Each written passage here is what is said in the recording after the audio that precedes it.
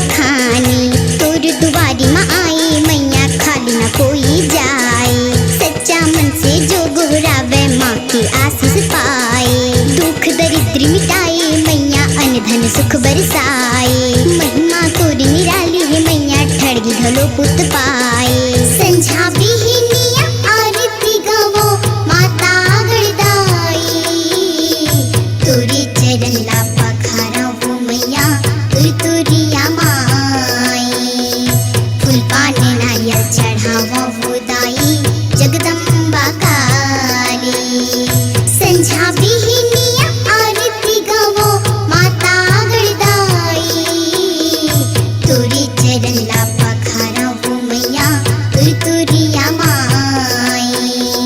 फूल पाने नारियल चढ़ावा वो दाई जगदम्बा काली। आठ भुजा वाली मैया खाड़ा खपर के धारी। दुष्ट बैरी के नाश करी माँ तुरिया महतारी। तुरिया माँ तैहा बिराजे बखवा के करे सवारी। सबो भगत तुर सेवा करे माँ वीर बैठे तुर दुआरी। डोंगरी ऊपर माँ तैहा बिराजे बिच माँ काली माई। नीचे में बैठे वाल्मीकि और लौकस सीता दाई। तुरिया माँ बुहावे गंगा बैठे भोले भंडारी। तोर दरसला पाई बर मैया आई सबो नर नारी। संझा बिहनिया आरती गावो माता गणदाई। तोरी चरण ला पखारा वो मैया तुरिया माई। फूल पाने नारियल चढ़ावा वो दाई जगदम्बा काली। संझा बिहनिया आरती गावो माता गणदाई। तोरी चरण ला पखारा वो मैया तुरिया माई। फूल पाने नारियल चढ़ावा वो दाई जगदम्बा काली। रोवत आवे हंसत जावे तुर दुआरी माई।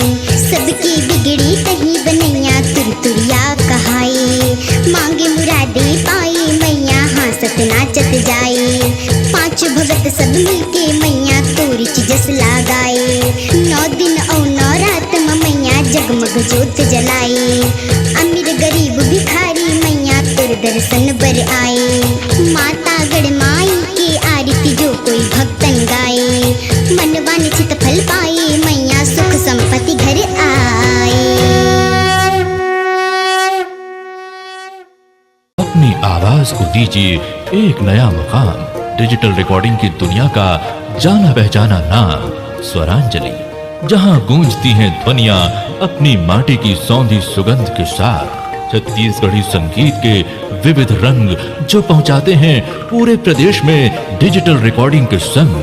स्वरांजलि स्टूडियो नेमी चंद गली नंबर 2 गंजपारा रायपुर।